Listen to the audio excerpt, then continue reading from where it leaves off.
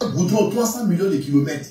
Je me pose la question, est-ce que les Guinéens ne commencent pas à voler les projets de la Côte d'Ivoire? Les Guinéens, vous avez quel problème? Vous avez un président qui a fait coup d'État. Je me pose la question, est-ce que les Guinéens ne commencent pas à voler les projets de la Côte d'Ivoire? Les Guinéens, vous avez quel problème? Vous avez un président qui a fait coup d'État. Il ne parle pas tout l'entrée de travail. Ça dit, les autres s'embrouillent. Là, je suis dans l'AS, non, je suis dans CDAO, non, je suis ici. Il n'a pas dit qu'il est dans CDAO. Il n'a pas dit qu'il n'est plus dans CDAO. Il n'a pas dit qu'il est dans l'AS. Il n'a pas dit qu'il n'est plus dans l'AS. C'est-à-dire, il ne fait pas ni faux, mais il barre. On se pose la question, comment lui il arrive à travailler dans le silence comme ça? Regardez les deux images là. En haut, c'est Côte d'Ivoire. En bas, c'est la Guinée. Mais les Guinéens commencent à voler nos projets. Hein? Et puis les gars, ils parlent pas tout, ils s'embrouillent même pas. Tu ne vois pas en train de faire les tapages partout. Mais ils travaillent son pays.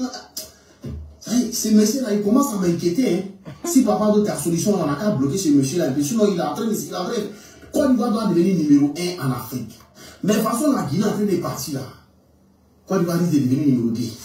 Parce que le monsieur là, sincèrement dit, il a fait 180 000 km de chemin de fer. Il a fait goudron 300 millions de kilomètres. Et où il quittait l'argent là? En tout cas, il travaille. Respect à Mamadou Doumbouya de la Guinée. Regardez Côte d'Ivoire en haut, Guinée en bas. Mettez votre avis en commentaire.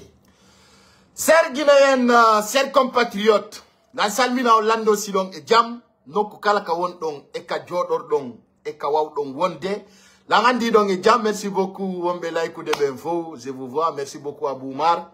Hare Kwandi Golon, quoi influencer de Ivarien Beben, mais faut que wat de impact, qu'on fait de Calais Dimen, fi golle ko fewndi ko leydi men kon eno leydi lagine ndi woni évoluer de non sabuna don andi kala ka golla ha laba aduna on yiyay hay so tawi gaño faala ka wolde fi muɗum awasi ɗum feƴƴi premier instant de dictino woni ko artiri ministre Ousmane Gawal ka parti FDG ɓe andintindi kadi haray congrès on no wawa waɗede awa ko ɗon non acce fonden idon suti iden nodditi yayɓe ɓe ŋukke mone maɓɓe parce que ɓe dowa famude wana ko wonno hanki woni hande minen min haalanno si ɗon hawji ma si ɗon moni ma si ɗon pompi min andina o minen min loppaka e ɗum minen kala marɗo stress o gerde e mum parce que minen min adda ko ari haray ko andingol on kadi hanki conférence de presse wanno conférence de presse labaɗo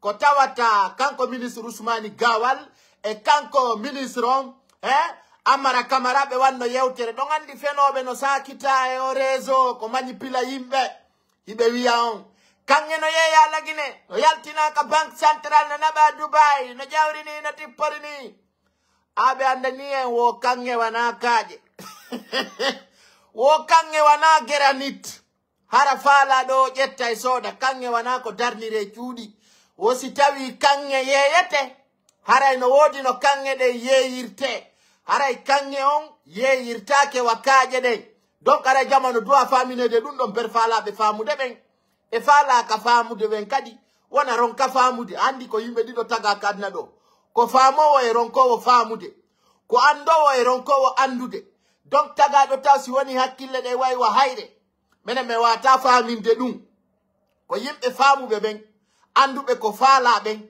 andube gonga e fenande sendidirbe gido e gaño andube ko woni gonga e ko wona gonga mi hala ni o nyande go wara ya on fo tawton si don fala tawton fewde do si don fala tawton ko aroita o yi ko giru don kon do fat o wawali yaltingol Ousmane Gawal ka parti FDG ka ko lu golon menen ka sengo gonga men wona na Polu Pierre menen hande kadi birdi ala wonso wansare de lanni penale de ala garantie de goddo wata jentade dum on birdi hala wingi sella si dum feƴƴi hara Amadou Damaro Camara ancien président assemblée o fawama duuɓi tati kaso hara kay ɗum ɗon jama on ko yo andine ay ɗon andi fewde ɗo ni ko fala do duma wo jabata tudugol ka ley nanki ma ka ley wowru hare ka tigi tigi Amadou Damaro Camara be adno mo ka tribunal mi ala ni on RPG arc-en-ciel ala mayande hay goto be ala mayande Pierre be ala mayande Paul ou Pierre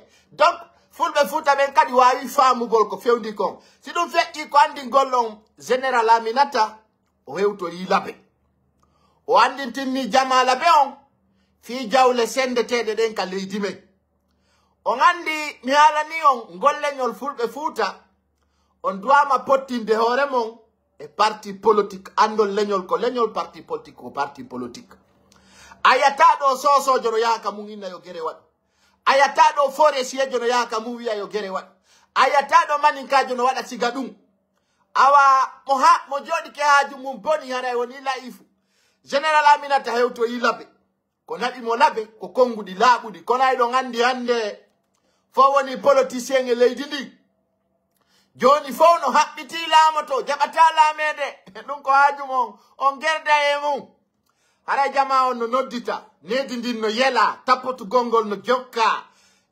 yibbe ben no beydi aybe ben no potti enen en sokkajuude gido gagno donc hara ko andi ngolo musidbe an tabutube capable pay ko sare officiel hara ko andi ngolo Général Aminata hewti labe fi andi klingol jama on labe dara labe hara yita hande ka entré labe photo wal yowama don ay mo ittingal be ittay juude on tigi den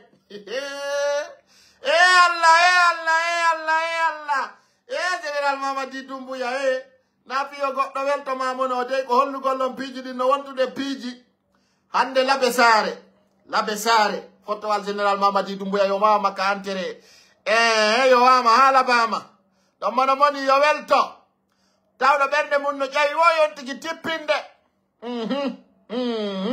ɗon ko noon tigi woniri photo wal Général Mamadi Doumbouya yo wama ka entré labe ay men yi photo wangal men dari men tayo men daru men fanka ay tagado no to a faminede piiji ɗin mo inni kañum wona e mone ɓurɗa ɗum haray ko dille sofinede n'est ce pas hara on tigi woni mone ko buyinta ɗum mi sikki ko yo téléphone ɗo woni ne mi holla on photo on hara on monaki nani min holla on birdi maɓɓe o yoɓe potta ɗon laɓe holli kamɓe Général Mamadi Doumbouya wona birdi ala laɓe saare laɓe ko saare laɓe ko lekkol mo anda yo lando laɓe ko lekkol musidɓe dare dara de ɗo hoore mo regarde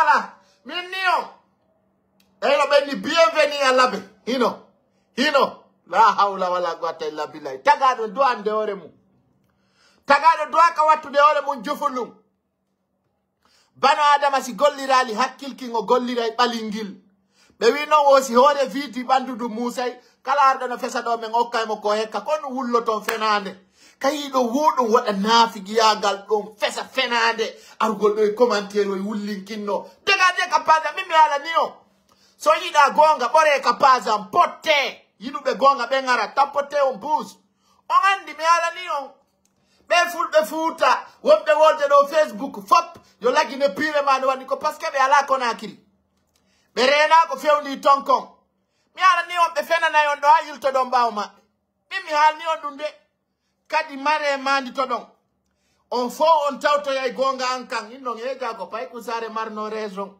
ko pay kusare wonno e gonga min mi haalani on ɗum dare life jiyan ɗin ɗo yomi gayno ara million de personnes dari mi sokka juuɗe no woodi piiji buyi waɗeteɗi kono si ventere yoni si tawi tan no woodi ko ma aren fensiten ko fewndi e leydi ndin kon donc laɓe yo wi photo Général Mamadi Doumbouya woyya yo nenan jara dare ɗo e regarde darane hoore mon ɗon ko laɓe ni mono faala yara e hoore nden mono moni yo yaw ittangal ɗin no nallo poti annon de mono moni ma no andi waltaki yo ittu min ni o si ladɗo ari ko ma jaɓe ko ma o respecté ko ma o teddine mene mene wonani Général Mamadi Doumbouya men suuɗora ɗum mono faala mono ma welto menen men liiƴori ka CNRD mono faala fettay ma maaya ɗum c'est clair eyno yowama ɓe laɓe ɓen no ga si tawi ɓe ga yoɓe tawnu kollum hino on yii iɗo reeni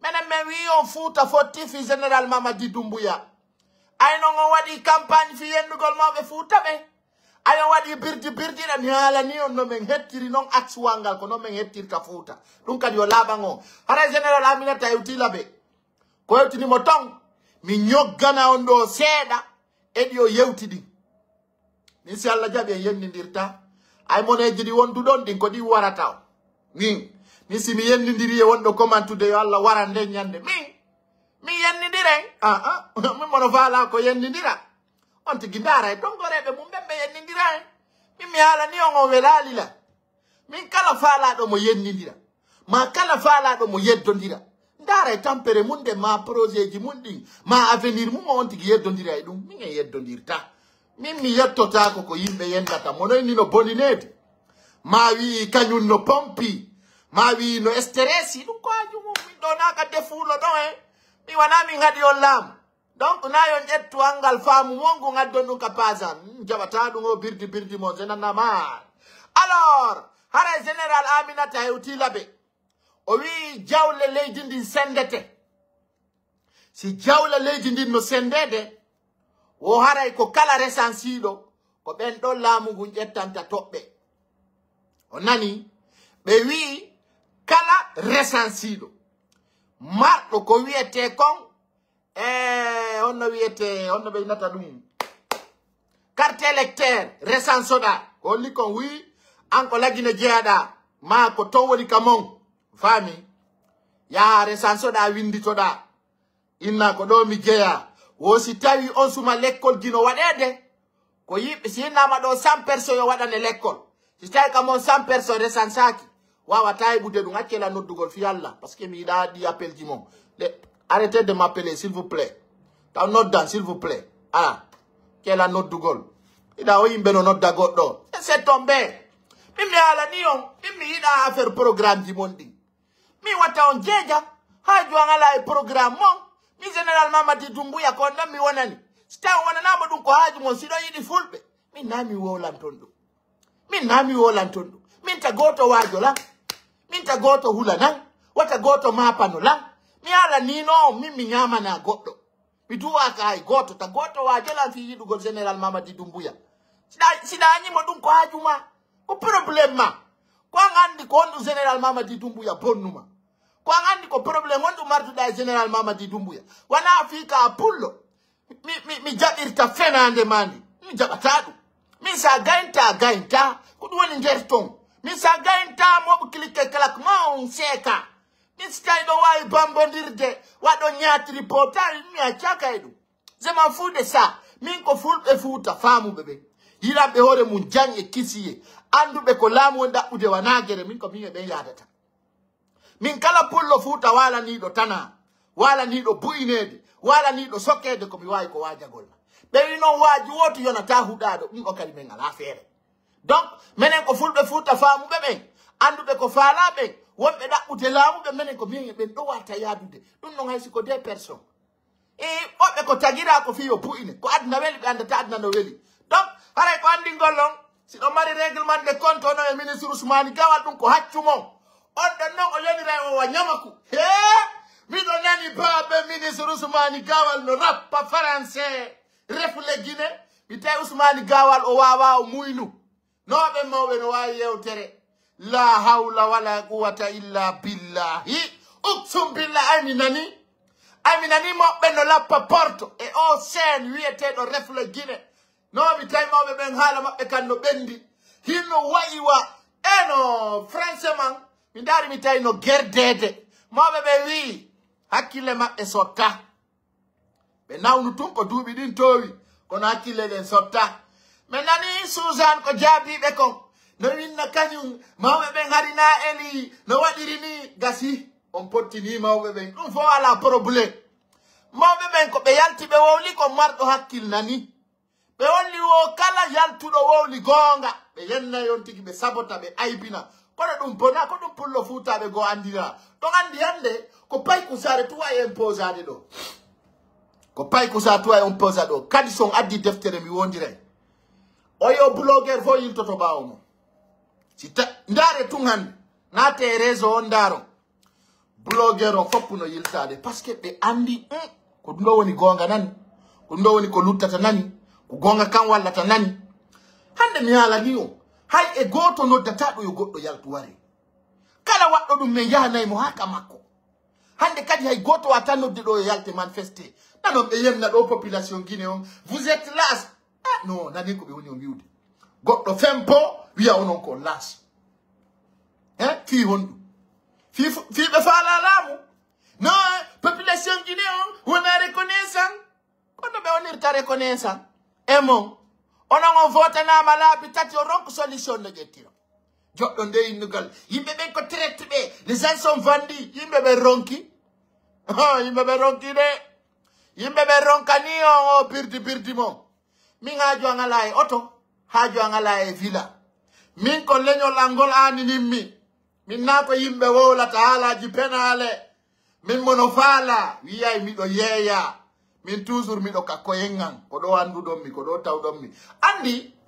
tagaro do ay bugol état d'esprit sendindira gonga e fenande mena men wona mo ne général Mamadi Doumbouya de menen ko men fala no yo général Mamadi Doumbouya golluko o ari e ngol lawol don non mo hay si on tigi wari ne men ngala yude do mo wadande men laawi wobbe do ha hande gudro meeda ka wade de mabbe depuis lagine ya lagine ay bombe be bali général Mamadi Doumbouya no gollude ka mabbe général Mamadi Doumbouya hande o wadi ponji ay ka habbanoka donc ko wadi ko ngender duubi tati Alpha Condé ronko wadde dum ender 11 ans e nder duubi sappo ko Alpha Condé ronko wadde dum kono goddo sorto fa do wala na men fi opposition inugol men do opposant kari kono men loppa kay dum menen on opposant sinada may ciudi men sunna yobe buttina men menen yobe buttina jama on depuis be yalti lendi jama on no buttini bi kadi ki kalajo no wala do audio fenande o haray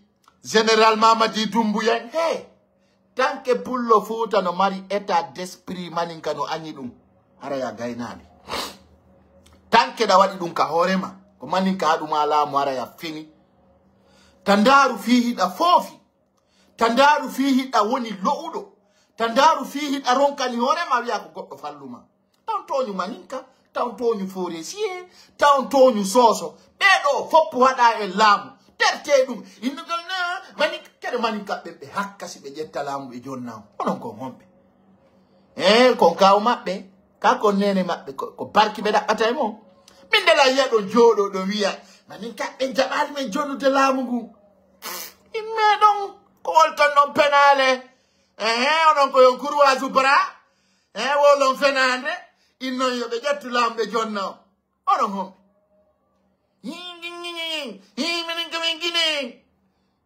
men nalna on Guinée ngoy ya e jetton ay lamu ko jettete ale prendre on waday ko laamu jettata ko jetton laamu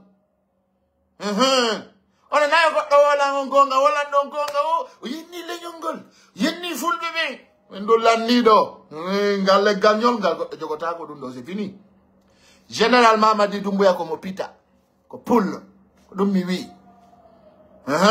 min meden faala siga makko sappo kono wadi pullo Fouta jibinali siga général Mamadi Doumbouya e keldude e susude reedu général Mamadi Doumbouya na Alpha Condé ay nangi hande Ousmane Gawal inni itte sellu dalen endo parti yom ka yawdawo il est vendu il est comme ça comment in kajo hombo darti général Mamadi Doumbouya o itti Alpha Condé kalam wawla nela manin kajo goto inu no do hande may yenne Mamadi Doumbouya hande may PM hande may wole mo kongudi bondi di vap hombo wadi dum minni on tanke en sanzali mentalité la mo ta dum mi hala ni non kadi mi firtali général Mamadi Doumbouya wana manin kajo go o yadi e mumma complicité goddo go ko Alpha Condé o nangi o laami hande pullo Fouta so stawi de no fala o parti FDC ara wobbe fudde kene goddo kero kambe sinti on parti général Mamadi Doumbouya ko Alpha Condé nangi hande RPG arc-en-ciel fo no tawtimo est ce que go onon eddude menen me yido ina tedo laminu waramba o wi wonyande tawti général Mamadi Doumbouya yo Allah warbi do makko mo initiri on Alpha Condé hande na woni wadande général Mamadi Doumbouya campagne pullo Fouta no sikkude haray politique ko diina ma sa woli dum do aranzama sanzata menen na me fammere ma fetere Si me woli hala tay ka aranza men sanzi ande kadi kono me woni yarde. C'est m'en fou. Non là no vidéo la min waramba jentono. Vous allez écouter ici. Mignon hande kadi mene men gomata do goddo fenande. Tout c'est fini. Mene men mayata me wura buri Alpha Condé. Mene nari putu watondo. Si mi so kajude ko waton e penale mum. C'est m'en fou de ça. Non là no vidéo la min waramba écoutons. Je vais faire écouter ça. Vous allez comprendre. Nanou. Andi mi ali on sanze. Ebe hakil. Politique. Ça va dire comment il y a un peuple man. Tu les changes. Tu cherches un notre stratégique. Mais on l'a entendu aux vidéos dans Darom. Quand on a dit la honte de ngodo. Ko fi on une mentalité. Gentité do. Édité. Le CNRD. Moi, avant de rejoindre le CNRD, il y a quelque chose que je dois faire qui est impossible même pour moi. Mon garçon, mon premier garçon qui répond au nom de professeur Alpha Condé, Sako, il me faut enterrer ce dernier d'abord vivant pour rejoindre le CNRD. Parce que je non, oui, fiando le lamine warambako, pro de CNRD. Comme on y anda. Pour le foot, nous si coup de canyon, yi di mwangu nda wol de fimu. Nanu moja. Odo inu no bi oma komo ini tiri Alpha Condé aussi tay otauta General Mamadi Doumbouya. On do warete watine. Hande ko do woni wadande CNRD promotion dernière énergie payon. Kanko e mori Condé wondi kurusa. Kan. Ko wat si la yewtu de fulde ben ko fala do fama menen men jejata goddo. Lo pakay dum. Menen on jannata men politique. On ura men andude ko wiete comme politique. Politique menen jannata do menen wolanta ko no du yarata nene o sanji avi mi tewi nani tewi dai te pass kala modo metti on tigi desabono kapaza ya te pass mi tewi hande tewi jango mi tewi ko arata mini kala ko wadanta la ngaccutu kono wolu gol gonga kan wolangol yimbe ben ko honno piji din yarata fame ton wattu ore mon ledde watan wattuole mo yimbe komobe watan woni yimbe utilise tebe pour le futa utilise fi politique Guinée pawto non ko no hebimo mo sikkude kanko jokkugol goddo ko diina ma yawgol adoptawde hay ka stratégie politique be nalma yar wona no ko ngotunde ko be numa yar wona ayobe take buudi ay 100 francs ti tayara nzama sanza ya karanzuma o ka Guinée awasi goddo indima wondugo le General Mamadi Doumbouya ko crime ma hanka inuna wondata e makko ande a wonde makko ko crime kono wadi sibi fekkide o video mo do jentade do o do woluno dum do kono ande kanko ni wadde le CNRD. Moi, avant de rejoindre le CNRD, il y a quelque chose que je dois faire qui est impossible même pour moi. Mon garçon, mon premier garçon qui répond au nom de professeur Alpha Condé, Sako, il me faut enterrer ce dernier d'abord vivant pour rejoindre le CNRD. Parce que je me demande, quand moi je vais rejoindre le CNRD, qu'est-ce que je vais dire à l'enfant là demain? Qu'est-ce que l'enfant là, moi je vais lui dire, ou bien qu'est-ce qu'il va apprendre demain de son papa? C'est impossible. J'ai dit si c'est possible d'enterrer mon premier garçon qui répond au nom du professeur Alpha Condé, vivant, je vais rejoindre le CNRD. Alors, quelle appréciation faites-vous du départ de c'est sa conviction, c'est à lui de voir, c'est lui qui sait pourquoi, parce qu'il ne m'a pas consulté avant de le faire, je ne sais pas pourquoi il a fait, c'est sa conviction. Oui, ça fait très mal, là, tu es en complicité avec une personne dans le même combat et puis tu vois la personne a changé automatiquement le combat et tu sais rien, tu ne connais pas la cause, ça va te faire du mal parce que tu ne connais pas. Si tu connaissais la cause, peut-être que tu peux dire à la personne, tu peux dire oui, la personne a ses raisons, mais je ne sais pas, il ne m'a rien dit, il ne m'a pas consulté, je ne sais pas quand même, c'est sa conviction. Mais selon certains, aujourd'hui, vous n'arrivez pas à tenir les anciens. Bon, je vous dire ça. Tagado. Kono wadi simi olli on video do ko français wola hande odo ko ondo wadande General Mamadi Doumbouya campagne 100% General Mamadi Doumbouya minni on tagado so gollirali hakkille de ngo gollira e balingi be wi non kala tette vide le corps souffre ko wadi simi olli on video do kala pullo futa chati do wiado ta sanju ta yaw ka CNRD anala mu fala da ko gere o gere falda mo dabbiti non burdo dum on tigi boinay mo ça c'est clair mo dabbiti burdo dum ko dille buinede dum na hala no o minni on senerde be récupérer fop ara tawtabe dum na fi mbudi ko fi golle ko fi conviction awa ko wadi mi holli on dum do ko fi yo retenu wata on jettu on be jettude do photoji billo baay foni kemenge wada profit wala fenande on yida billo baay depuis o soka o manifestaki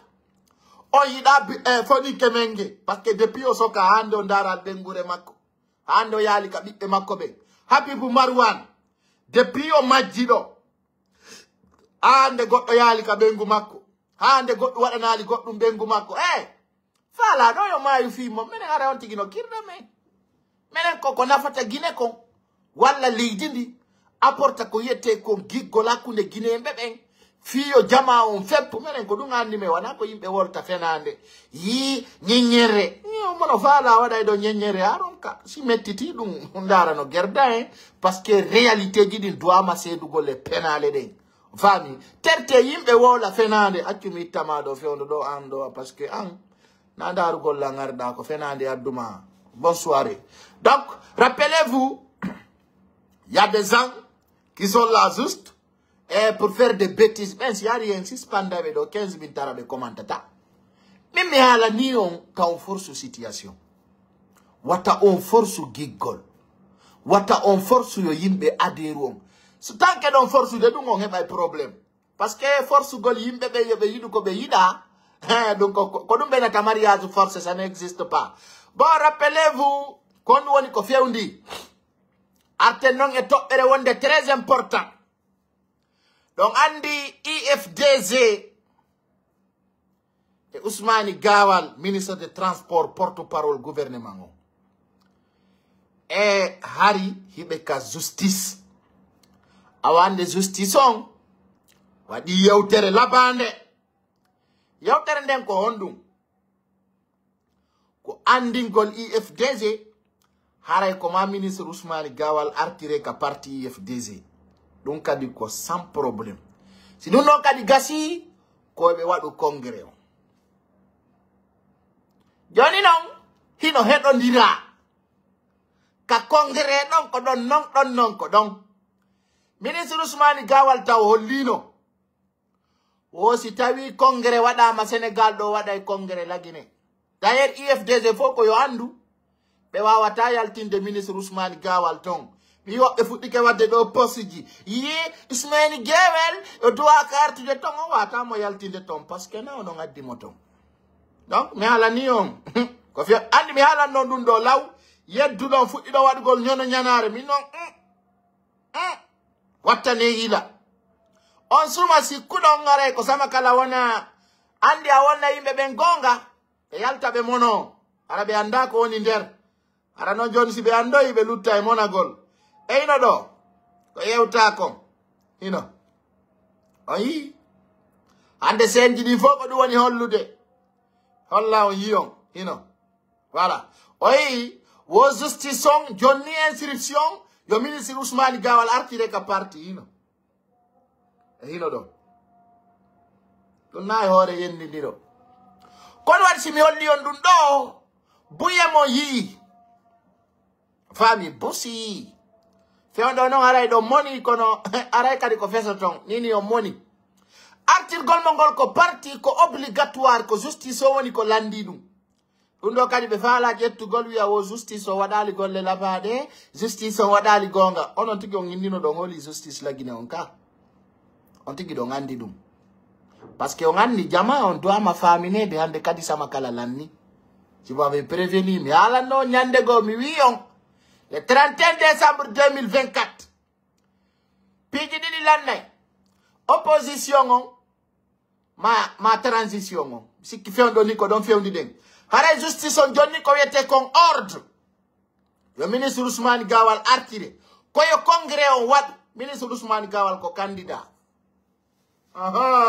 ko candidat fi won gol horejo parti on don kadi ko teddungal le mom mono faala yara e hornde ko o candidat won gol président parti on goddo wata itude dum il a ses droits jono si goddo ni o wonata candidat ara e congrès ala don non ko don parce que konko hulno don on ala dadu de dum andi mi ala no on law son accuno mo der ton ara on pottinano mo hay stano piji gono ton o wawa no wadde masala jonnon ko candidat e hore ko woni kon candidat kadi congrès watta o tawak on andi don non ko problème ka ay do andi jama on subo ton jama on vota naymo kankadi mo mari yimbe makko be o yi ko woni kon fettude Amérique o yi ko woni kon fettude Sénégal o yi ko woni kon fettude Europe o yi ko woni kon fettude parti e hore ko gera kon do fop tata ministre Ousmane Gawal justice o wi ko yo artu ka parti e so artali ka parti ton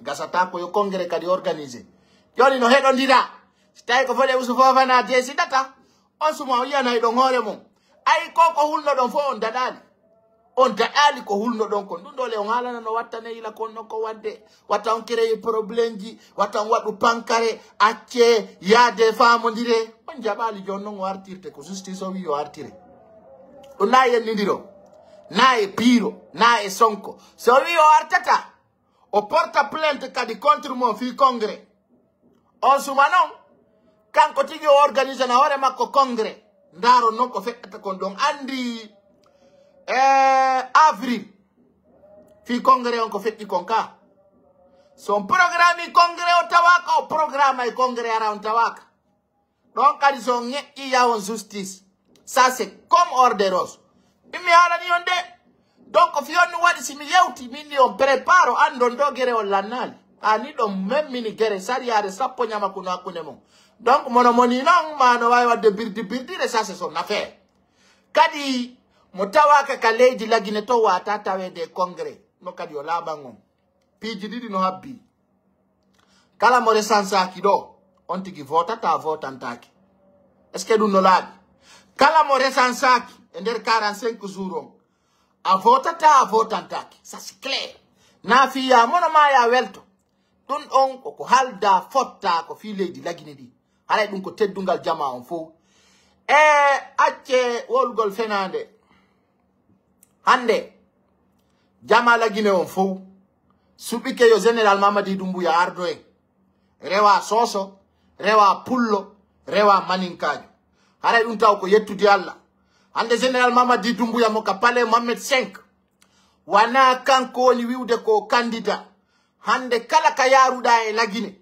jama no haldi foti yo général Mamadi Doumbouya wonu candidat kala ka yawda kala ko nanda ko dum wona wowlede donc hakkenna ko yimbe go faala yo wonu don ibe haldi ibe foti ta général Mamadi Doumbouya wadi élection ba yo jodo tun yo wonu don kadi mi andina on be yimbe o me nginnude bawuri e amara camera e famondira yalte kan kono woni famondira wallahi billahi tallahi bawuri e kanyu ngamara camera be wala halaji lopondirdi de kono don andi e alla wadi ko wiete ko opposition ko fenande holori bisikabe nani ko bawuri yewti ko est ce que bawuri ka o yewti don interview makko o wi on ko nyalande kari election o wadata e mois de décembre est ce que o woli dum andi de mari nantinobe be nanta français dum no hulbini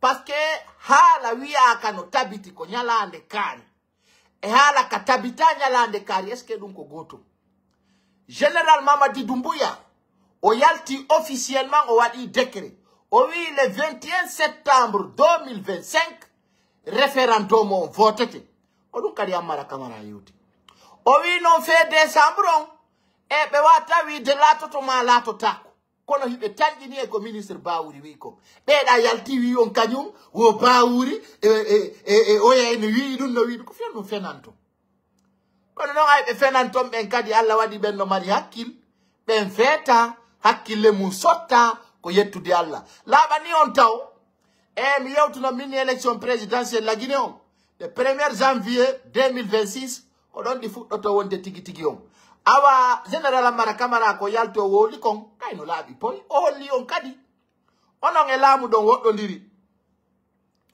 onon e laamu ngun hidon woddondiri moƴƴa so yayi on jentike discours général Amara Camara on tawai piiji din no laabi ko pullo fuutaɓe ko woni wadde folto faltare parce que ɓe tippay nokku ala ka be tippi bon voilà ko Amara Camara holli kon e nder yewtere makko nde o wi be wada institution ji wondi fort di institution ji taw ko institution ji di wona birdi e Samsi Pita mi do salmina ma na sofer jo birdi ci Samsi Pita dogini ma jemma ko mi wola mane aya avion kadule so noddi Samsi Pita o natta yo hala gino jetta o lagino wartira o ngada karara kari bende mon bona avion ko buri mo yawde fi o kanga kaka kammu ngare wata kanko kaka lady mi wola ma mi nawna hakkille an sotta ay comprimé mi jetta min ko mi wamma kon wolande do ko fiya yida nande kono non sanani ya nafi toray kaccu ko lekki kono hudado nyawdorta njuri no weli kono ko mardo o jokkete ko wamma wolande do kono laabi pay ngay orde ros anani tadum feno kadi kala ko mi woli do marumandi to da hutoray tawano wonde nafa pay ko sare way don bam sidda on belandarude andite ko sati kono sati General Amara Camara ko holli wobe wada institution jis wonu di for ara nano forir di dewa nyama ku kecce o wi wobe wada e golle labade ko dunta wandi gollon wata on jibo ko dudi General Amara Camara o moynu ton don feppa mayino feppi o wi non be ala candidat jo hay goto sina General Mamadi Doumbouya mi anda si tay non on nana gonga buri kanko General Amara Camara wi be ala candidat jo hay goto e den leydi lagine di sina kanko General Mamadi Doumbouya on nani kanko tigi ko nodata mo c'est le boss woni mimba woni goddo goba woni golla no wo CNRD ba patron ngon ko goto ko General Mamadi Doumbouya wana yimbe dido donc uyo wonu ka horema wona ka mentalité ma wona ka cerveau ma wona kadi ko dum anduda wona kadi ko dum mijida dum na e hoyre na yennindiro na kadi e hala birdi dum mone itali dum hande ka adna o fewndi do lamugo wana fi tafube be ndey ko fi bibbe worbe be pouvoir o wana fi nailaon pouvoir c'est pour les vrais hommes c'est pas pour les femmes no wadi rewbe burbe worbe fewndo do ben no tawa e lamugo fewndo do ka fewndi do wana fi onon koy jidira o yennindira koy TikTok do de na fi mon on andi fu so mbokka sina dum do rien absolument hay e hunde e sare aduna ko wawdon do wo ko so ngari o yenni ka Facebook do ma wadi sikadi commentaire ji ko non kadi e budo résultat mu sansata résultat mo on ko berdum don on ande on portal de goddo piidom ande on portal de goddo waddo mo masibo ande laamu arali hebudon donc kon wawdo o son tay go ono wola gonga mettay ka on wadon commentaire yen non après fait on c'est fini kado way buri dum on nyamminta miskino on darnata julirde on wadata lawol kala ko wadana do yonata on sina bebinede kono goddo mari ko wada na on leggal sakwara goddo wada on danki walo hande hay rewbe fulbe ben son jombi ko do be hewtu Europe parabe dogiyo parce que fus ala ko bokulo sina halawi on dubi jalu do menen ko mamen lamo on ala leader jo ko ala holorde ali ba hande o me yama baba goddo ngi ka goddo ngi minni ma waran ko jungo gido dum ko jungo gido ay ko oto wadu goldo ko do tuwa to wadde dum kadi ko ha e sai taw kadi wobbe go ari burbe on fetude mi sikkuno na entre pullo e pullo wara problème ay non hani onon mo jabali wonde lay fuujo mon wo on don haray ko yennete do min e yottondirta do mari ko gerdon Allah mari ko gerdon arana pay ko sare min nami ngaddi ko ari amari montor watti andi dara lere anda adna ko lere homboni wada lineti certo da birdi andi nabe sayon no laba menen men haccaka e fuma menen sido money mahara idon pompi andara ino gerdon kono ngandi ko moni vive General Mamadi Doumbouya et tout le gouvernement du CNRD et ses membres voilà ça c'est clair welo mo mettata mawdo donc CNRD o wana fi yo goddo mono mayo welto kanyo kala monido tippintention o mo serami andi ton piji din ko piji labadi Piji wondude e nafa, piji wondude kadi détermination, n'est-ce pas? Alors, chers Guinéens, chers compatriotes, ide ngartude piji men ɗi andine jamaon ko laaɓi e ko henti e harawana e samakala ɗon andi CNRD fewɗo ni no wallitade nawnuɓe ɓe moƴƴa on yii hande tun ɓe okki yimɓe capanta to nawnuɓe lagine lekki yo yaw ñawdoyo yo yaw waaloyo e labutaneji ɓurɗe sattude e aduna on hey goɗɗo innamen général Mamadi Doumbouya iwa e laamu min nananamo ɗum ma min jaɓana ɗum on tigi hara an ka hombo général Mamadi Doumbouya hande ko 30 personnes o okki yo yaw ñawdoyo e labutaneji ɓurɗi sattude e aduna hande sa heɓi lanɗo siga o ɗo kono wolata sina enugo yo Allah junnumo balɗe yo Allah moƴƴi battane makko moƴƴina juriyaji makko min numa ko huɗaɗo tun añata o yimɓe ɓe ala programme ala système ko ɓen tuwata añude général Mamadi Doumbouya c'est-à-dire général Mamadi Doumbouya il est capable hande yali opposant jono waɗani ɗum yimɓe regardez voyez-vous ko signidi kaydiri ko kañum ministre Djiba Diaguité ndaari ɗo 30 personnes depuis général Mamadi Doumbouya ari kalamu courant coupali Conakry kalo yide go ono manifesto général Mamadi Doumbouya régulani guinéɓe ɓen fi courant ni goɗɗo ala wolde téléphone ma déchargeta 24 heures sur 24 ɗa baransi goɗɗo ittata ɗum ko général Mamadi Doumbouya wawani on ɗum min ni on haysi ko o pom bambe to tunno duwa yonde Pullo Fuuta wonande wonɗo famude wonando anduɗo vision kono en dari en tawi jana ko moƴƴi ɓe falana en ko fino mayire ɗum ɗon kadi o laaɓan jama o je vous informe hande sa yi a daari pon on bambe to har ko on pon ɗon tun a daari rompo en wonno kum ɗon kum a tawa c'est pas même chose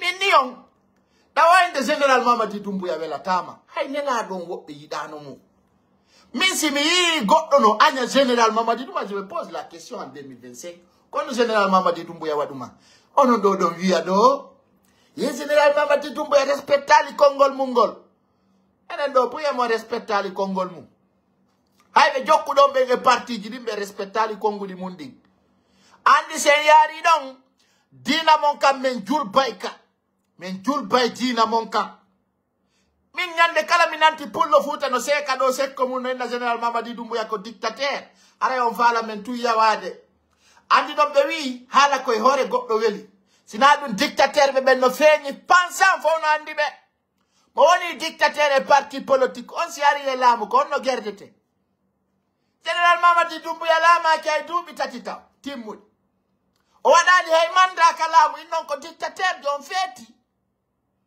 ko honɗum e fenade ni ɗon acci dictateur ɓe ɓen ɗon o susta walande ɓen gonga ɗon ara ɗo fenana Guinée yi Doumbouya c'est un dictateur kono won ɗon fenude général Mamadi Doumbouya wona o dictateur jo seeɗe ɗum ko gonga ko kanko wonno commandant force spéciale on hay o ƴetti laamu ngu mo jonnuno passation de service o wi hande min komin ardino force spéciale joni ay min gayniri ɗo mi ƴetti ɗo mi jonni Spartacus inete ɗo Moutar Kaba ko woni commandant force spéciale onon ɗo hande o ronkuta hay ka parti politique yo démocratie yaata iɗo jooɗi ɗo payle komoje e jidiraje wadde sere no wola fenade ñeñeñe o anday ɗum sino lammina tagari no dowa wonde démocrate o anda kono wiyete démocrate taw o anda kono woni démocratie donc amen yiɗa nande ɗi haalaji fenandeji ko inete kolle karma onon ɗon wonde ɗum goɗɗo inima hakke on ɗo wonde ɗum de moƴƴa noon kono woni huɗaɗo musidɓe hande mo landike on ko woni huɗaɗo o landike ma ɗum ɗon darani hoore ma ko kuddi guerete ko daraka fewdiɗa ɗo par ce que tagaɗo mo dowa ɓude état d'esprit hara o jaɓali bambangol fenande o bambana réalité o bambana gonga o terto haala penale o anda ko ombe woni gaña makko ombe woni giɗo makko menen hande ko lagine intérêt men ko lagine woni prioritaire amen on ko lagine woni ko men yewtata fi mum ko lagine kadi woni ko men yelantoyo yaaru yeeso hande ko min nata kala ɓiɗɗo leydi ndi kala jibinande lagine kala wonɗo Guinée kala anduɗo ko Guinée woni kamum on tigi alano añira général Mamadi Doumbouya kono komi rappelata ɗo CNRD yoɓe jokkugol lawol ngol ɓe jokki ɗo wallahi hay opposition on no confirmi golle mon ɗen no laba piiji ɗin hino foti no woni yarde ni hino newi jama on tigi hino reconisi hino gollede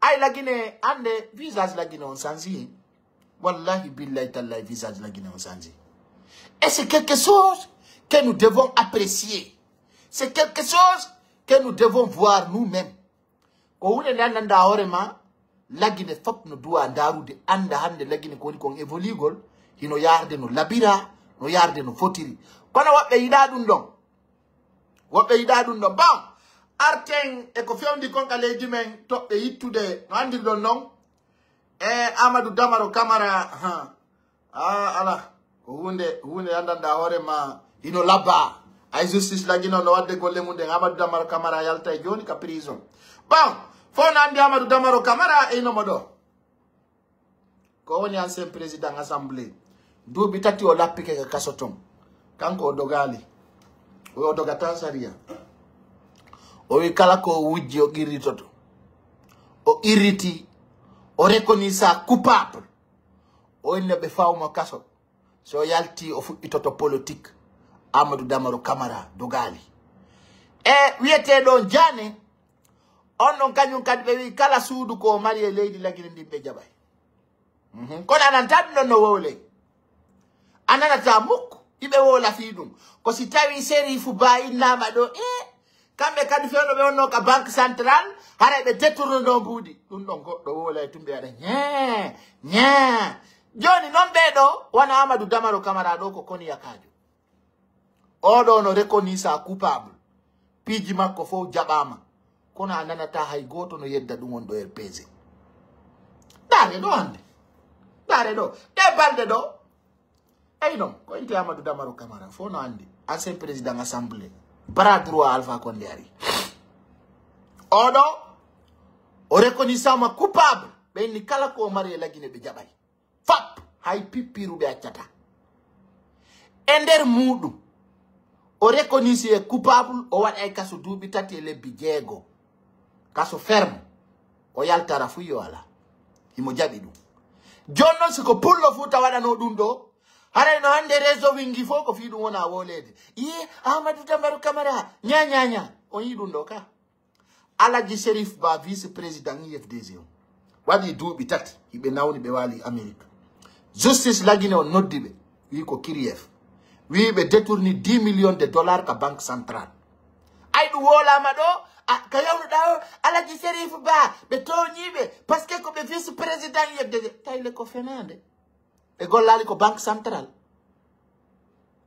e koko laaɓi awa jama on wata ƴettu sariya sengo ta jaɓu ɗum par ce que sen gerdi noon enen tigi en toña e hoore men kono min mi faami si tawi ko maninkajo nanga on voit ça bien siko foresiejo kono si innama pullo Fuuta no bonni pourquoi ɗum ɗon haray no satti e men reconnaissugol c'est grave parce que ɓeɗo fof c'est des anciens dignitaires qui ont coiffé la Guinée pendant des années qui n'ont rien foutu tawaɓe goropoji wano hande so ƴetti wano wiyeteɗo Kasori Fofana ala Kasori Fofana on ɗon hay ɓiɗɗo makko on yalti wulliɗo ka comme woni yalɗo jiwum Kasori Fofana kum kun ari ɗo kun jeeji ala ko kun wowlali mais wi général Mamadi Doumbouya ta waɗu sériya sengo général Mamadi Doumbouya ko welirinmi kanko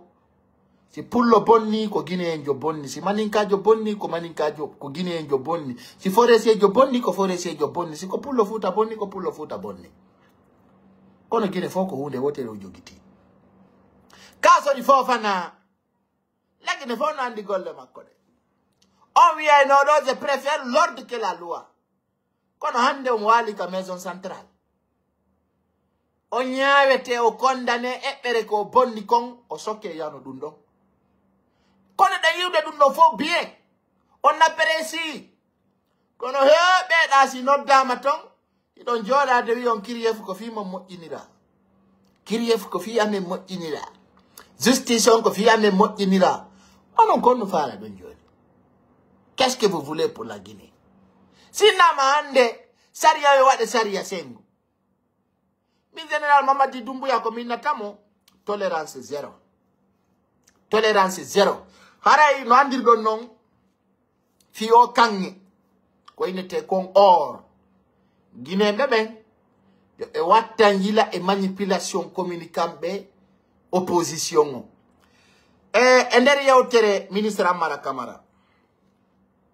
Nani ton yewtereji ɓeyduɗi hakkille wonande Guinéjo faalaɗo faamude namo faala ka faamude de holli kanye ko addete kon ka banque centrale koko tafete honcine ha wona gramji winde waɗe numéroji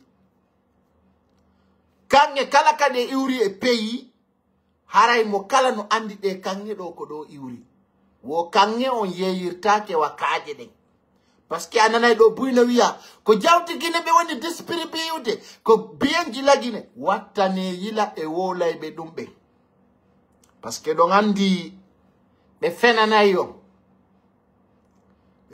mojja non wala walle be do très bien be potto hakkunde men no ando wodi yimbe be wada do commentaire ngotum tum pottinen be enen haysi ko 2 personnes darien en doulanta ben donc c'est que 3 personnes. Moi je sais que toute personne qui me suit o tamma kongo achiti o ndari la wono yobe kadi ha mi gayna arandara ben non kadi ko hajumu moi je m'en fous minuma haysi ko 2 personnes ndari la moi ça m'a suffi. C'est bon pour moi. Laisse-moi avec ces 2 personnes là. C'est que ça te dérange pas là. Pourquoi ça te dérange? Ko dérange là comme mi Aki dangi horiang. Si dia person dari la yo wana nandong. Kono mindung ampe satala wadu gol kom fala ko. Isi ki kono deranjuma. Si comme person dari no lang hanki. Si tai 200 personnes dari la mais 100 personnes, mais 50 personnes. C'est bon pour moi. Ming e hore daro la won dara lang e hore ko mi yidi ko ngadar tala e hore ko yidu da ko. Moi je m'en fous de ça. Ko dun kadi mi ala nay no law mi lopaka e goto. Mi so vinti naka e dunde. Il me l'hôpital qui a 2000 personnes, 100 000 personnes, m'a dit, moi je m'en fous de ça. Parce que même des fois, tu n'iri mignama. Même tu as salade, moi tu as pire de pain. Voilà. Donc, ming, parce que quand tu pètes ndari lang, on donne tout ce qui est téléphone, on va dire ndari lang, moi c'est bon. Alors, on donne nos familles comme ming, on donne mes yadais. On doit dire, si mes humains, c'est yadais, une femme, on dirait. Les milliards de go odemi comme leader de Orea. Leadership ya galangal ko kala mardo esprit yango ngarata adere mo. Moi je force pas la situation hein. Moi je force pas les gens. Yo be arbe yida mide. Mi sa yidi no mi wai no nge ya di sa yidali. Yo konduma. Mi anda sila uri sila mai. No fota nala. Mi sa pondari la ngata landana gol si 1000 personnes dari la ngata landana gol. No fota nami. Ça ne change rien c'est moi. Rien absolument. Fidu no wadde nyande o mi ala wadde. Est-ce que du no du itilan goddu? Kano be dilange goddu. Donc mingi don kirda mi simi ko e piyo e mon fenande oy. Wallahi billahi do yurmi. Hakkunde Allah, c'est-à-dire ne forcez pas la situation. Ça ne sert à rien. Alors, c'est Guinée. Maintenant, ko gote jokki men ay tout général Mamadi Doumbouya en famille. Et général Mamadi Doumbouya doit mener supporter à 100% comme on dit qu'on y a de nos fêtes. On s'en fout de ce que les gens passent. Bon, c'est Guinéen. Amadou Damaro Kamara, Mandir Dono la yeu de on fi mako. Quand on me faillit mon casso, il va rester là-bas. Ça c'est clair. Sinon, quand il fait non mais on dirait non, pour le foot, on doit y de sariare la Guinée. On jaba saria gonga kang, on jaba discipline non. O jaba ko wona ko wiede ka leydi men hande goto hada pullo fuuta lamagol ça je te dis ça hande so ndari mi yimbe buyno publia do photo bawuri no wala fenande ada nyonyo nyaanyare minni on taw gouvernement CNRD o nge CNRD be wopondirana ni ko pullo fuuta woni jibude hoore mum bawuri Amara Kamara be yeddondira be faayondira be famondiri be andi kadi ko ndum be woni wowlude be ala hottade ko ben ko wolde de ko non wonbe ala e lawol be ko ono woni anda ko fala ono no ngala e lawol parce que kala ko wawla ono on yiya hore mon der to sina dum élection kambe be andi ko be fala kon kadi mi rappela on ala la on go rewoton hatta général Mamadi Doumbouya lamo on ngala ngol lawol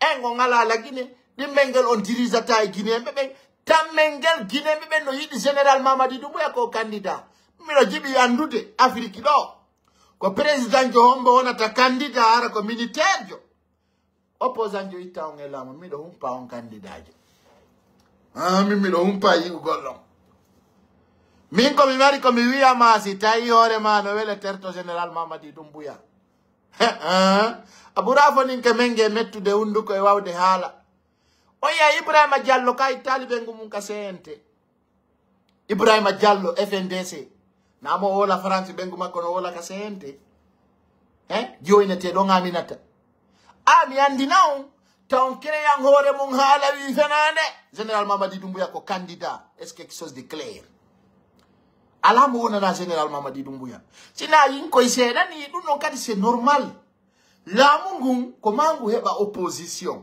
kono opposition tawdo wana hubbobe yite ko wonbe réclame des droits ben don no yado tu m'avais dit opposant de comme Aliouba existe ta la Guinée sinara ko opposant jo andudo ko fala e ko honno yarata quand je vois des Guinéens qui se réunissent à côté de Canada wobbe mabbe ko yawbe tontori fino jangira wobbe mabbe no ton ko yawbe fi dabbugol moy wobbe mabbe no ton ko yawbe hara hino jeeja no woni ton en trafic parce que gayni no jangude ko wanno ka kaydiji mu yaano ton fi gollugol ko fi jangugol si gayni jangugol artane ka leydi mum si mi ben no wada plakoy hino wiya général Doumbouya il est comme arelan kirda ko boy don don ko lagine artoton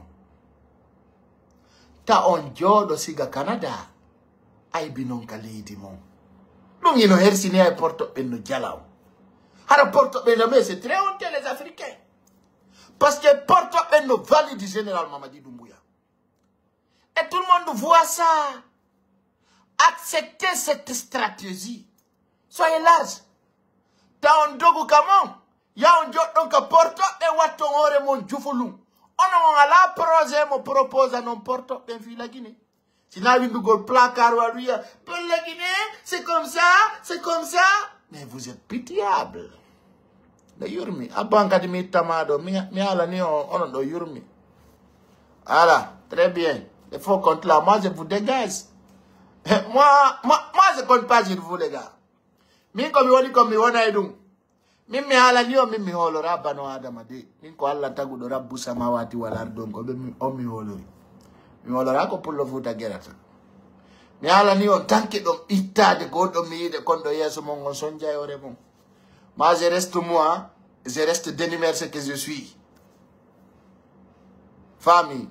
Min ko mi andi ko mi do andi ko woni ko ngarde. Allah ko moƴƴo. Ganyo beppay. Surtout si mondara kasera. Mi aja kay monde mi ala ni o kala ardo no de konde mi pottinte. Si tay ko anti minno de pottoda. C'est clair. Parce qu'on passe ça. Là bay min do ko mi andi général Mamadi Doumbouya ko candidat o lamoto. Mi ala ni on do kadi windire judden. Je vous avais dit ça. Et mandi te kadi maron. C'est de général Mamadi Doumbouya lamoto. C'est-à-dire ko kanko tungari Owoni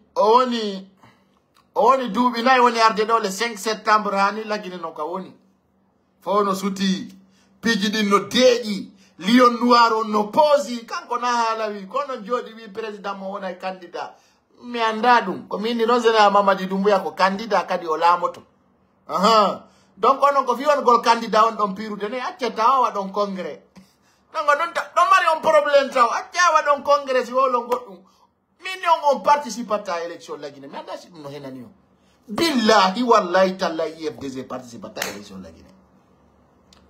Mais là, nous n'avons la hawla wala quwwata illa billah. Parti qui fait une fop ka élection. Maintenant, il faut faire une âme à ministre d'administration territoire. Parti qui fait état, il faut gotti hontinama gotti wadama 6 pays. C'est fini. Ibrahima Khalil Konde o signa ni parti di feƴƴayɗi ɗin parti Aliou Ba o modèle mo tawa o feƴƴay ka élection aro aysi Aliou Ba na candidat kamɓe andi on mbo watta IFDG RPG IFR ta goɗɗo habbo ɓen no participe élection présidentielle la Guinée no enani on c'est à dire mare mandi to ɗon ɗum lanni ko hunde fof ko tan ehe ko ɓenta kon e pular wosi feƴƴi ko labete ko yo kaani mono fala welto mono fala mono fala supporta ma acca ɗon min ni on participata à élection présidentielle la Guinée ça c'est clair na mi woli ɗum ko administration territoire on woni ko holli ɗum parti ji dala probléme ɗi fof wonɗi dans les règles ɓeyni ɗin ɗon feƴƴay ko ɗin ɗon ɓe tawi ɗin ɗon hino en règle kono noon hande ɗo on nanata ɗum ayna ɗum fal ɗon nande ñande go kadi on ara tawten fillodire innen he pay ko sare wiwno ka page makko IFDG participata à élection awande ko ɗon fewda kakoni sikkuɗon in koko mi woni on wolande ɗo wa nafi yo goɗɗo welto de ɗum kadi concernant CNRD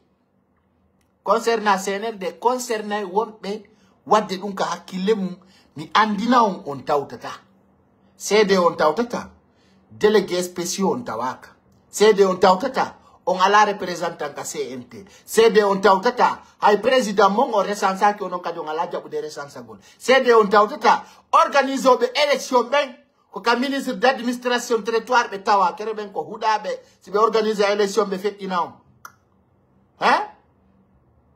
je vous dis ça an kadi mi tima ɗo voilà très bien mi alanam ɗum taw fi on nanu kene Ibrahima Khalil Konde organise élection ƴetta laamu jonna on ne onon ɗon barkina guineɓe ɓe yiyay laawi no gollede kuran no tabiti ponji no waɗede goɗɗo ron ka fotande général Mamadi Doumbouya yara men huɗa mene wana maninkajo men woni jokkude dey ma sosojo ma pullo ko gollowo leydi ndin Allah addanime général Mamadi Doumbouya lanɗo kelɗuɗo lanɗo wadde laawi tabintinna ndiyan tabintinna jokkere en ɗan wallito mawɓe wallito nawnuɓe wallito artiste ɓe goɗɗo sortoɗo inna men kañum ko opposant haray projet concret ala men darata ɗum kala kadi ettiɗo ɗo ha nanga e manifestation politique min mi intervenata wawɗo an intervenata goɗɗo go kadi darantama ɗum hay men c'est-à-dire mi alanima men soƴante tanke ɗa ka yaasi a natta ka prison tum men fanka min deƴƴa hokko ay goye Aliou Ba hande yimɓe no joɗine inna le 29 haray meɗen habbi on konno min waɗoyta ka tribunal komin avocat kako mene woni procureur Aliou Ba woni ka prison Guinée no fanki si Aliou Ba yalti o noddi Guinée goto yaltata so waɗi sabu yimɓe yalti o wonay sabu yimɓe ware ɗum c'est clair ɗo hande kadi élection c'est-à-dire opposition on lanni la Guinée kala noon yettuɗo yo essayi ndara sa wi a oppose to la Guinée nodda yimɓe ɓen ɓe manifestoɓe bonna bien de l'état a wonay sabu e yimɓe ɓe ware ma ɓe nangue ɓe sokoye jama on faami mi wolanno minion général Mamadi Doumbouya kanko ko militaire o yiɗangi sama kala wi mon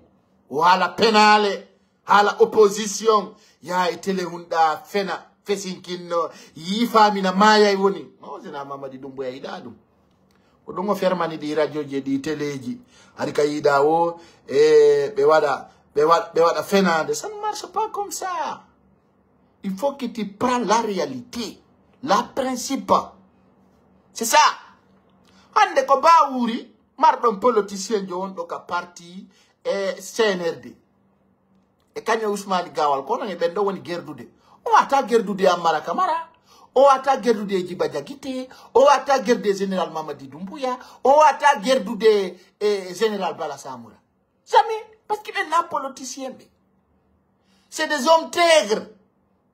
Anduɓe ko faala ɓe o lagine yaaru yeeso ɓe wana innugol ɗo politicien woli kare ɓe haalani noon haaju maɓɓe ala e politicien est ce quelque chose de clé konno metti opposition Guinée o général Mamadi Doumbouya ko wi ko nangen bomɓe ɓen e findi leydi men tabintinnen saria arno wodi opposition wonɓe ƴettude mbuuɗi kalamu Alpha Condé no opposant be menace no be lamugu en do mbudi no wonno porcititi moderne wonno be jinnude entre administration Général Mamadi Doumbouya ni yobata opposant jodo kala jisali Camara ya be tay ko fenande gasata nego nani opposition do inude wo yibe fala jodo dugole CNRD yewti de mabbe wada tour de dialogue min Général Mamadi Doumbouya ta wadu dum ko fenande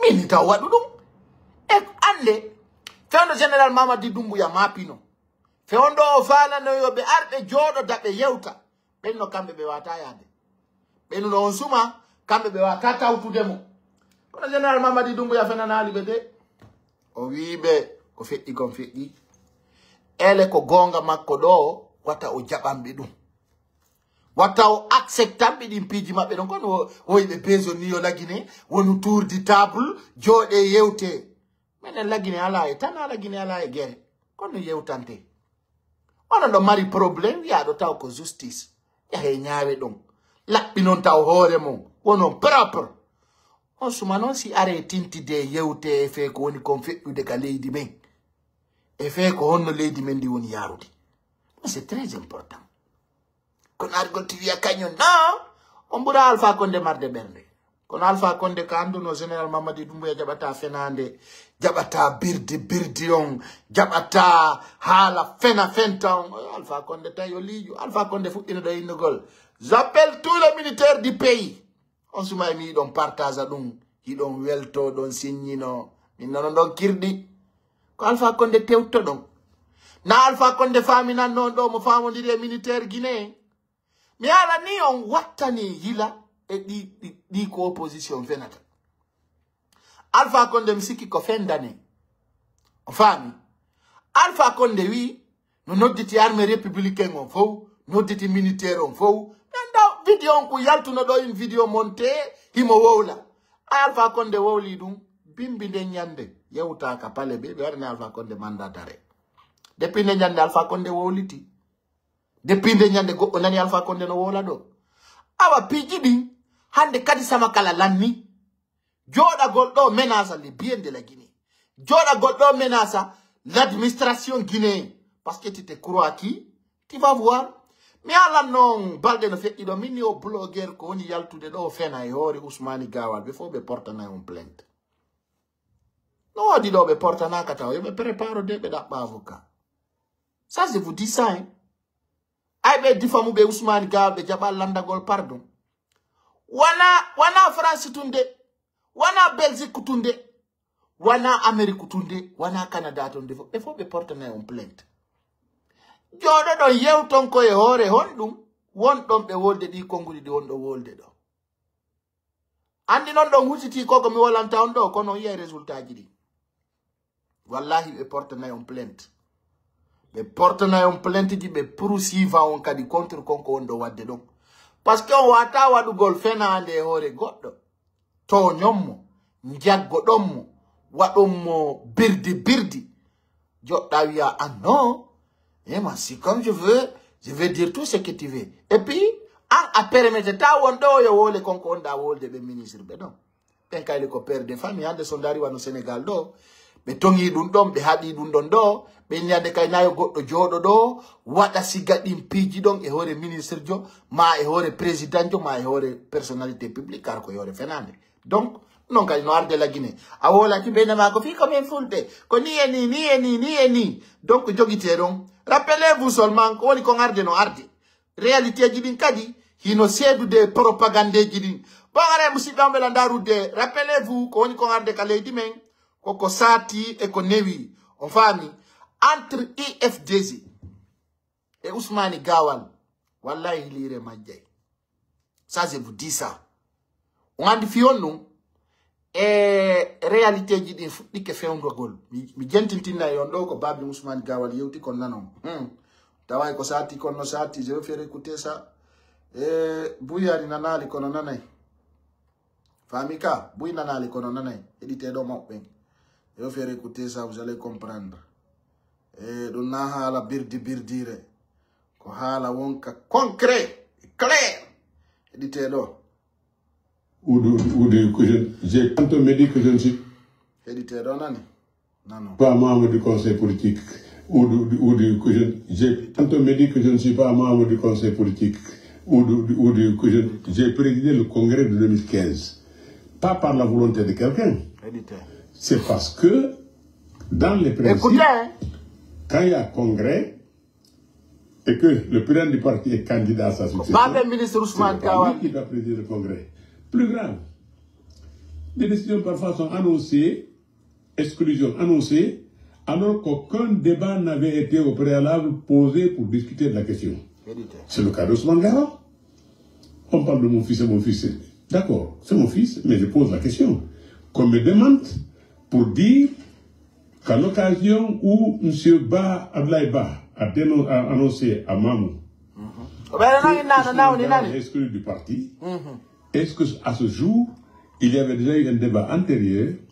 Bonsoir, vous êtes sur Reflet Guinée. Ce soir, nous recevons le doyen Elhadj Seydou Diallo.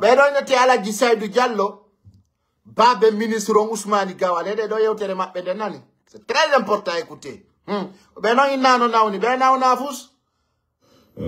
Président du comité national des sages de l'IFDG, ou ancien président, en tout cas une décision prise par le président de l'Union des forces démocratiques de Guinée, l'a remplacé donc à la tête de ce comité par un autre. Justement, entre-temps, le doyen a fait un communiqué. Bonsoir. Bonsoir, monsieur. Merci de nous recevoir chez vous. La première question, comment vous avez accueilli cette décision du président de l'Union des forces démocratiques de Guinée vous remplaçant à votre poste pour des raisons de santé? D'abord, j'ai été étonné. Je ne sais pas comment le président du parti a eu accès à mon bulletin médical. Parce que je considère ça comme une affaire confidentielle. Et s'il estime que moi, je suis empêché de travailler pour des raisons de santé, je ne sais pas où il a pris sa source. Dans tous les cas, si c'était pour cette raison, bien d'autres avant moi sont tombés malades. Il y a 5 ans. Écoutez, moi j'ai fait une vidéo là où tout le monde peut se référer à ça. Voilà, écoutez,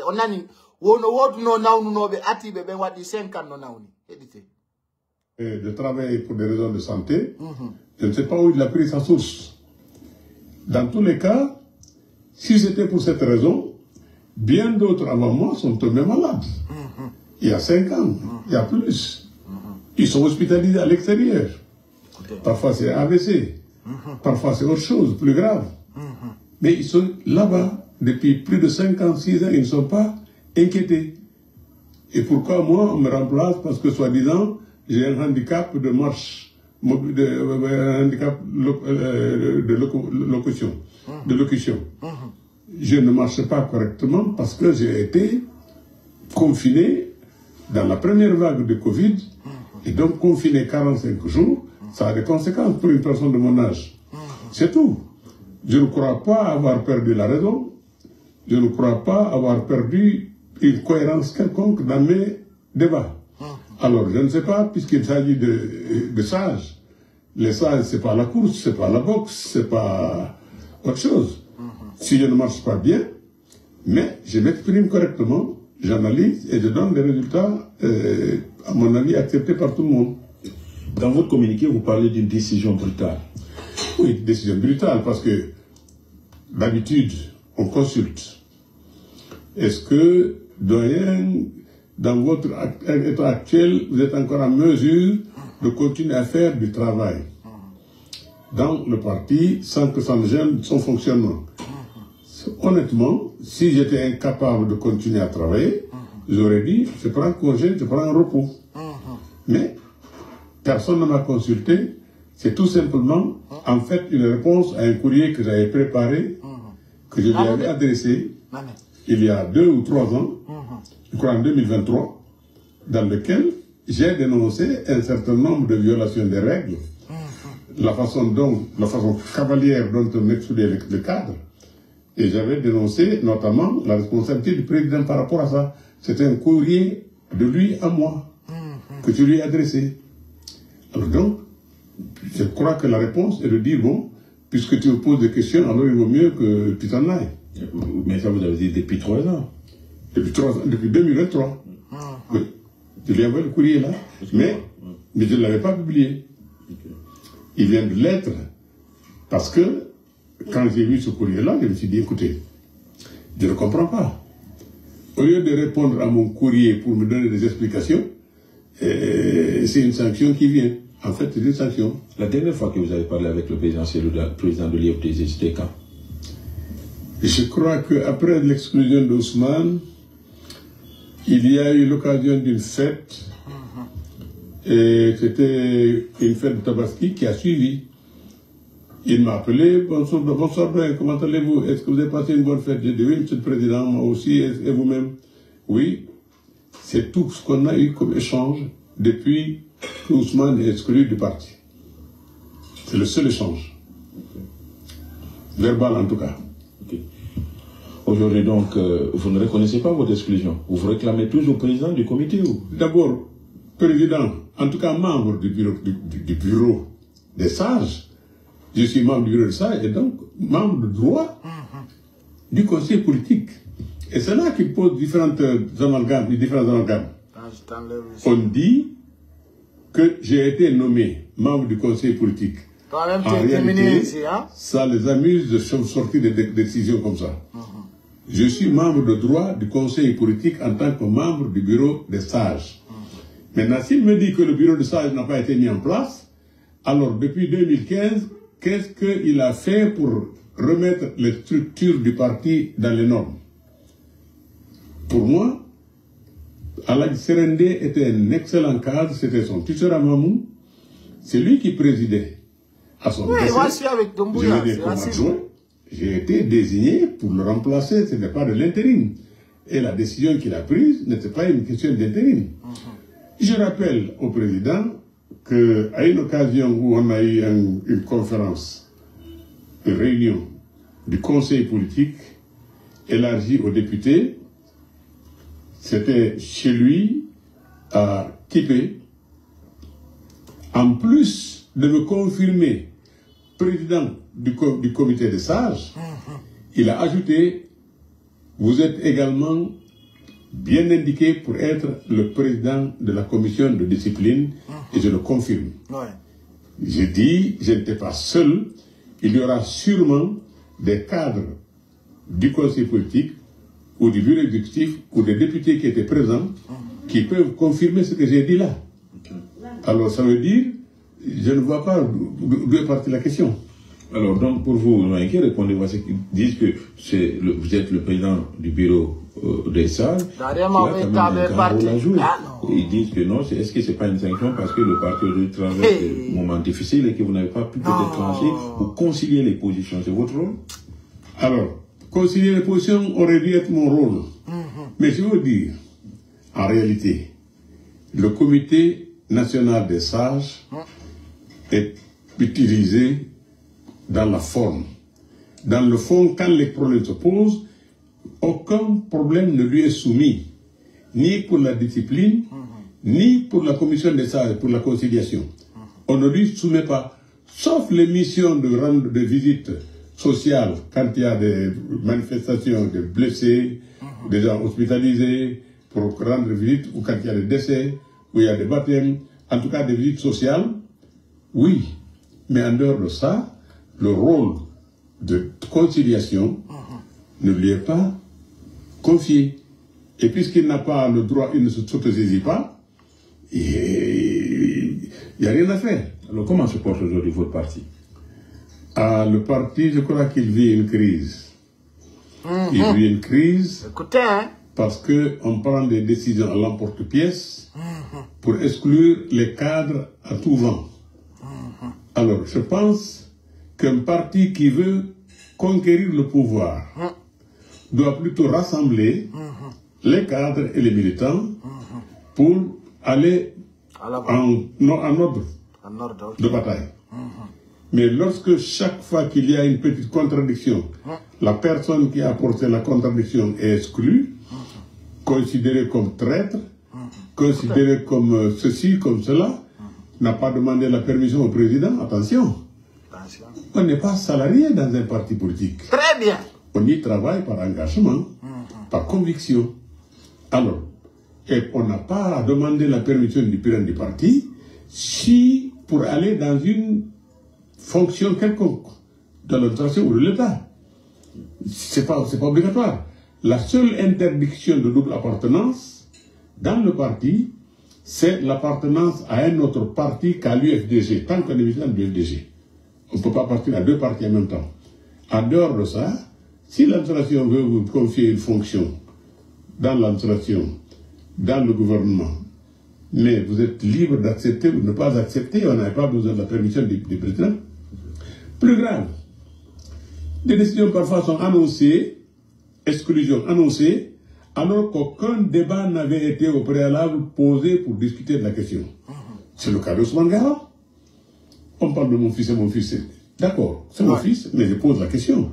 Qu'on me demande pour dire qu'à l'occasion où M. Abdoulaye Ba a annoncé à Mamou que Ousmane Gao est exclu du parti, est-ce qu'à ce jour, il y avait déjà eu un débat antérieur qui a décidé de discuter d'un problème quelconque d'Ousmane? Est-ce que Ousmane a été convoqué? Est-ce que ceci ou cela? Il n'est pas le seul. Il y a plusieurs cas comme ça. Je parle de mon cas. Moi, je suis sanctionné sans avoir été informé de quoi que ce soit. Et pourtant, moi, je suis une vieille personne. Je ne suis pas un concurrent quelconque. Alors, quelle répondez-vous à ces questions que vous avez pris fait et cause pour votre fils? Moi, au départ, j'ai gardé beaucoup de calme pour permettre un dialogue, pour permettre une tentative de discussion et de réconciliation. Mais c'était peine perdue. Il était condamné avant d'avoir même commis la moindre faute. Quand on dit qu'il n'a pas demandé la permission, il a abandonné le poste, j'entends souvent cette rhétorique-là. Mais Ousmane Gao est sorti de prison, il est parti en France pour se soigner. De la France, il est revenu ici, quelques jours, dès qu'il est arrivé, il a prévenu le président qu'il est là. Et quand il a été nommé, il a informé le président, qui dit, et ça, je le dis, je répète, il dit que Ousmane l'a informé qu'il est nommé ministre dans le gouvernement, il l'en félicite, même si ce n'est pas le parti qui l'y a envoyé. Ce même si-là est en fait le mot déclencheur des hostilités. Pour moi, il n'avait pas besoin de ça. Il a pris congé, il m'a informé. Et puis il est parti.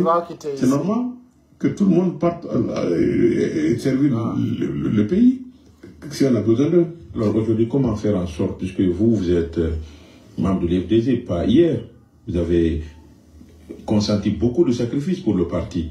Aujourd'hui, vous dites que le parti est en crise. Qu'est-ce que vous êtes en train de faire pour concilier les positions? J'ai essayé. Très bien. J'ai essayé, et ils l'ont dit la dernière fois, j'ai été au conseil politique. Mais puisque ici on ne respecte pas le handicap, par exemple le locomoteur, je ne peux pas monter au deuxième étage. J'ai demandé au vice-président Fodéossou, je suis là pour assister au conseil. Alors vous devriez délocaliser la réunion pour la mettre en bas au rez-de-chaussée pour me permettre de participer à la réunion. Que ce soit moi, que ce soit un autre handicapé. Aujourd'hui c'est trop tard, vraiment on ne peut pas, mais je ne sais pas comment faire. J'ai dit bon, alors laissez-moi deux conseillers, deux membres du conseil politique, pour que je leur laisse un message. J'ai laissé un message pour demander quoi? J'ai dit le parti est en crise. Il y a des gens qui ferment les yeux, qui font la politique de l'autruche. C'est le parti en crise. Est-ce qu'il ne vaut pas mieux pour le parti d'appeler à l'apaisement, renoncer à toutes les sanctions, annuler toutes les sanctions, gracier tout le monde et demander à tout le monde de revenir pour qu'on reparte de notre pas pour la conquête du pouvoir? J'ai proposé ça au conseil politique. J'ai ajouté qu'une déclaration du président me semble dangereuse pour un parti politique. Si le conseil politique a approuvé cette déclaration, le parti devrait en pâtir. Si ce n'était pas le cas, alors, si c'est le président seul qui a pris l'initiative de faire cette déclaration, j'ai dit qu'on devrait en prendre note, prendre note et lui demander des explications. Si on n'est pas convaincu, on doit dénoncer et prendre des mesures disciplinaires, même à titre d'avertissement, juste pour que le parti soit sauvé de ces attaques-là, inutiles. Alors, depuis ça, je crois qu'il fallait trouver maintenant un moyen de m'éloigner du cercle, mais ce n'est pas un problème. Je suis membre du parti, je suis élu au Congrès, et on ne peut pas m'enlever cette fonction. Écoutez. Quand on me dit que je ne suis pas membre du conseil politique, que j'ai présidé le Congrès de 2015, pas par la volonté de quelqu'un, c'est parce que, dans les principes, quand il y a Congrès, et que le président du parti est candidat à sa succession, ce n'est pas lui qui doit présider le Congrès. C'est le doyen et le benjamin du parti. C'était mon cas. J'ai présidé le Congrès et je crois que ça s'est très bien passé. Comment on peut prétendre que moi je ne suis pas élu ici ou je ne suis pas élu là? C'est quand même pas compréhensible. Alors, qui constitue le problème du parti? Ce qui constitue le problème du parti, c'est que les décisions sont prises de façon unilatérale, des nominations à tout vent. Il y a encore des nominations, des cadres qui ont du mérite. Mais la seule fonction où le président a la possibilité de nommer, c'est son cabinet. De 5 fonctions, 5 secrétaires, 5 membres.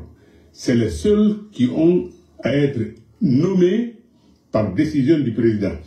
Toutes les autres fonctions sont électives dans le parti. Toutes les autres reprennent des statuts de A à Z, de le règlement intérieur, de A à Z. Nulle part le président n'est autorisé à nommer, sauf son cabinet. Voilà.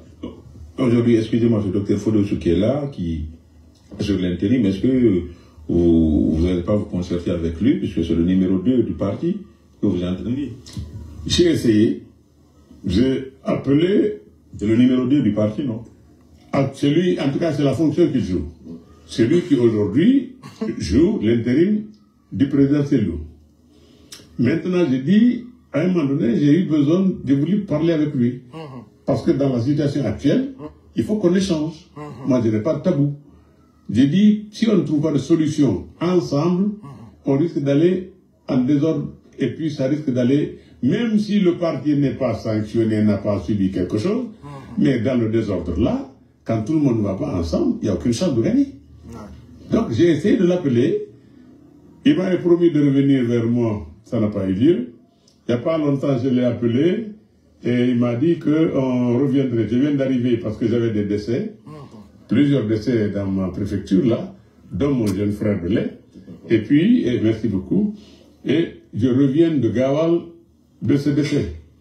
Je n'ai donc pas eu le temps encore de le rencontrer, mais je serais très heureux de le rencontrer pour qu'on discute des problèmes du parti, pour qu'on trouve une solution pour que ce parti-là, qui a été l'un des plus grands partis du pays, ne se parte pas en débandant comme ça parce qu'on ne fait pas attention à certaines choses. Bon, haraïko débat fait le reflet Guinée, comme il était Aladji Saïdou, président conseiller de SAZ, qu'a parti FDG, il avait par un décret sans être consulté, que le président Sellou Dalé n'a pas signé décret. Comme on dit Aladji Saïdou, que Babé ministre Ousmane Gawal, et mi bui ino welti ko be ita ko me on hedi ke yewtere mabbe nen tout simplement ko be itira haray be huluta be wadu congrès on hara ko kambe ardi donc be ardi no inete be Aladji mi anda ko fallilu bari haray ko be don ardi don bam be den tinando audio mo fulbe ben doit wonde très vigilant et très attention audio on ko audio fenandejo jamo yo watta yila e makko ko audio waddindirowo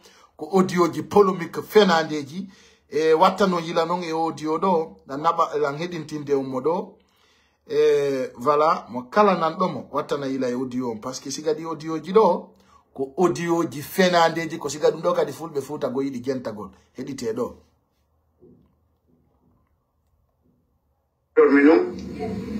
humpitor minum haray ko yetagol don cuuɗaki majjinaki sengo resansu man ɗo ala yo yimɓe ɓe wat ino resanto joni kam fi Allah e binduraɗo Allah min noon mi yiyata on miɗo mari ɓeygu maninkani min mamma sarifu laɓe jangel boy miɗo mari ɓeygu maninkani jibinanɗolan ɓiɓɓe jeego jeeyaɗo kankan haray yeto on ko honɗum humpitimi kamɓe mawɓe maninka ɓen ko ɓe yewti nane ko fenade to o gandi ala ko ala secret kono ɗum ɗo secret o ma yalta foro kon ɗum artiri laasana kuyate ko artiri fi laasana kuyate ko bonno yewtude yiɗuɗo o hoolo ko yewtude kon tawɗo ɗumannaki o wallina ka e haalumi ɗon ara hoolaki o humpitima kamɓe mawɓe maninka ɓen nane fenade nden nani ɓe moɓodirno kanka honto labaya honto e kankan foro fenade innata Carrefour mariage ɗon fenade Carrefour mariage ɓe ko feni ko takko église on haray ɓe moɓodiri ɗon nebi koy ko ɓe moɓodiri kono noon ko ɗon ɓe moɓodiri ɓe yewti ko wonno yewtude ɗon si woniro ino on suma no ngari wola haray hayru mi humpitorino fenade moɓoralino haray mi humpitike ɗum ɗo ko ɓe artiri laasana kuyate ko ɓe jooɗi ɓe tawi ɓe haldi ɓe potti ɓayi si tawi oɗo o inni o yaltay kanko jooɗiɗo on haray sonko ngon tiiɗay waru hoore tiiɗay ɓe faala oyo addu laasana kuyate ɓay on ɗon no andidira e sengo occidental o fuu ɓe wowluno pi Ousmani Kaba kono ɓe dirtini ɗo ɓe addi ka laasana kuyate oyo ƴettu oɗo o jonnita o waɗana ɓe campagne o lamminam wona dey lansana kuyate namo kankangoy wattani yila e siga ɗe penale parce que ɓeɗo ko détracteur ɓe hulɓiniɓe ni waddidira ɓe yimɓe fenoɓe nantu yewtere nden ala fin on nano yayɗo andon ko fenade woni wolde o kikalaji on ɗo wolde ɗum ɗo pi élection waɗama koyo lammin mo kanko laasana ko onno général Mamadi Doumbouya organisirta élection jonna Lansana Kouyaté c'est-à-dire moi je me demande ko onno ɓe wata analyser de siga ɗe penale kono noon ay ko ɗum woni yide fulɓe ɓen no partage ɗe penale no yurmi lungo o altirira ɗon noon ɓe fotti e ɗum o wawi koko yo toon no waɗede ɗo pour tubaɗɗa fof fi Mamadi to henan wonko oɗo ɓe woni addude o jooɗo fi 5 ans oɗo kañum kadi accita laamu o accita militaire yagal ngal o artoya ɓe waɗoya élection ɓe jonnitamo kanko ɗum mi yeeti ɗon ɗum hannde e 21h34 minutes walli on nde yewtere ɗon mawɓe maninkaɓe kadi nanon min noon miɗo ƴetti kankan miɗo darni kankan ɓe nganno kankan ɗum ɗon noon yo sellan on ko yewtumi on kon ɓe haaldi ɗum ɓe yewti ɗum mi humpitorino wallahi billahi arno kadi noon no humpitornomi saayi goo fewdo on tuma miɗo angola ɓenga wiwno wotoyta deuxiéme tour